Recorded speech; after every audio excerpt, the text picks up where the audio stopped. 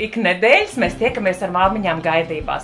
Mēs tiekamies svētās ģimenes mājās, mēs gan pavingrojam, gan arī runājam par kādām tēmām, kas ir svarīgas grūtniecības laikā, gatavoties dzemdībām un pēcdzemdībās. Un tieši šodien mums ir nodarbība par to, kā mazulis attīstās pirmajos 3 mēnešos un kā viņu pareizi celt, velt, nest. Es esmu tā, kas vada nodarbības, kas arī tiekās individuāli ar māmiņām, gan uzskaitē grūtniecības, gan arī individuālās konsultācijās. Un vēl plus mums pa piekdienām šeit arī tiekās un turpinās tikties māmiņas ar mazulīšiem, kuriem mazulīši ir sagaidīti, tad attiecīgi arī kopā gan vienkārši parunāties, gan arī kādas nodarbības tādā brīvā gaisotnē. Šīs nodarbības notiek tā kā atvērts visiem, pilnīgi visi aicināti iesaistīties, nākt un piedalīties. Pieteikties var vai no tā pašā svētās ģimenes mājā pieteikties, vai arī personīgi man. Tev ar visu arī šī informācija ir ar manu telefonu numuru un e-pastu. Grūtniecēm notiek nodarbības otrdienās 12. sākums ir un ilgs līdz kādiem apmēram 2 ilgākais.